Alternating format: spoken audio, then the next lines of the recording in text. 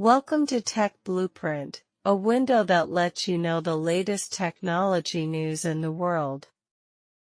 Recently, the Dutch government has stunned the world. They directly targeted Nexperia, a subsidiary of the Chinese company Geopolitical Technology. They froze equity, dismissed the Chinese CEO, and forcibly installed foreign executives. This company, nearly bankrupted due to poor management, was revived by China at a cost of hundreds of billions of yuan. Now, with a single ministerial decree, citing national security risks, the Dutch government has effectively snatched away a Chinese company's painstaking efforts. This is somewhat outrageous.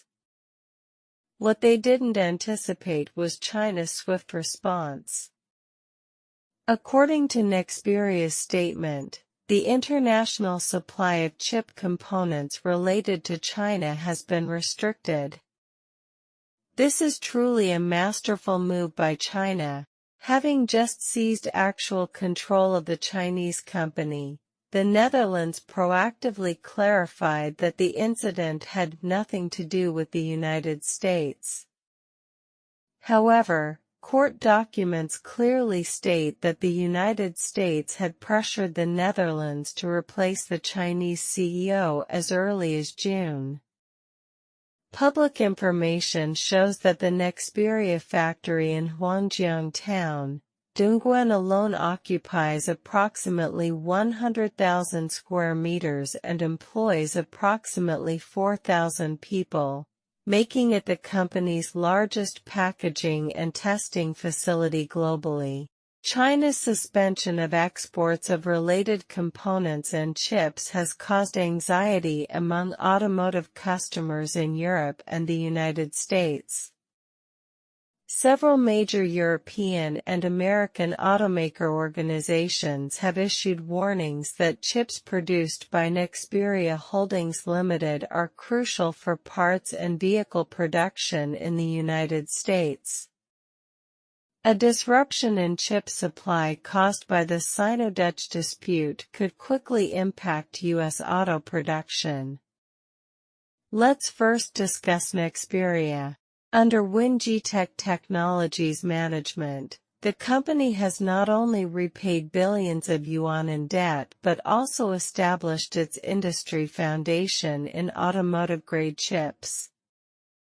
Its annual production capacity exceeds 100 billion chips, directly supplying automakers such as Volkswagen, BMW, Mercedes-Benz, General Motors, and Ford.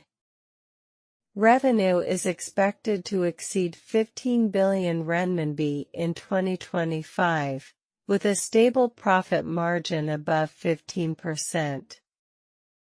The market share of such an industry leader is terrifying.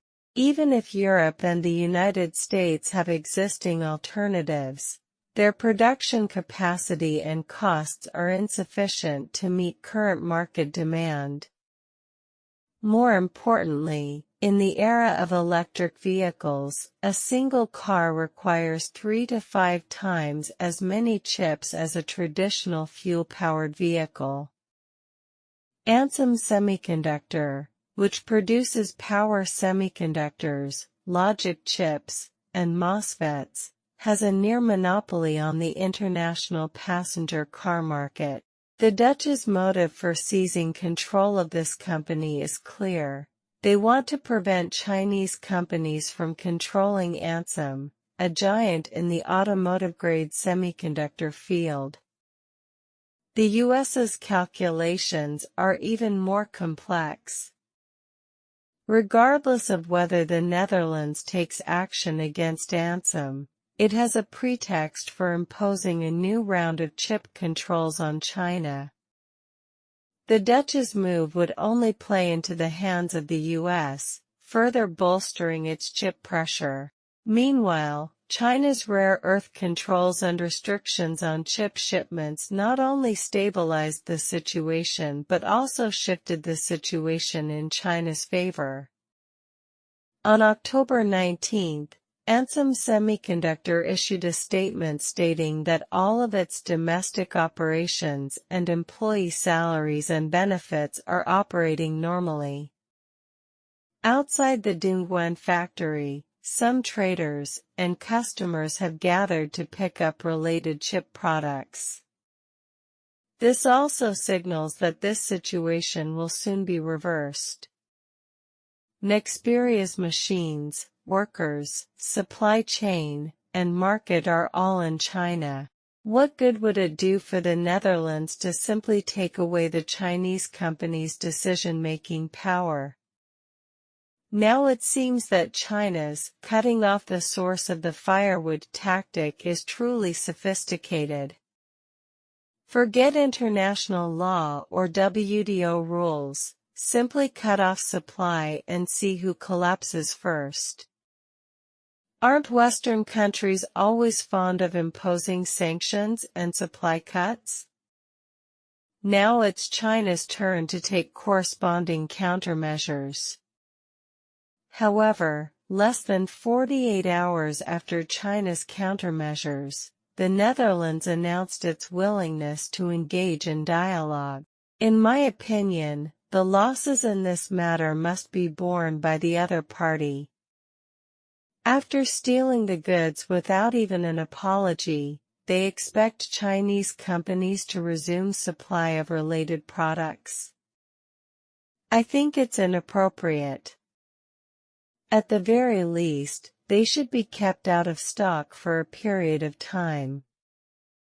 The lessons of Lithuania, Norway, and Canada are clear. Anyone who wants to follow the US in decoupling and severing supply chains should first consider the consequences.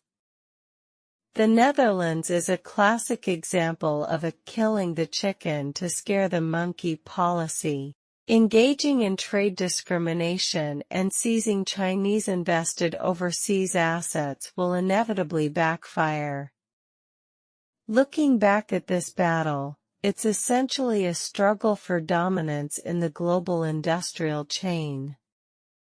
The United States wants to maintain its hegemony, Europe wants to protect its jobs, and China wants to defend its core interests.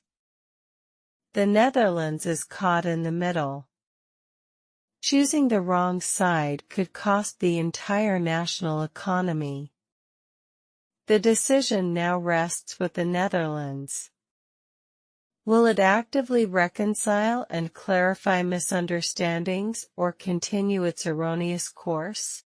It all depends on how the other side responds. China's stance is consistent. In a trade war, if you want to fight, we'll fight to the end. If you want to negotiate, the door is open. Who will ultimately win this tug of war? Feel free to share your thoughts in the comments section.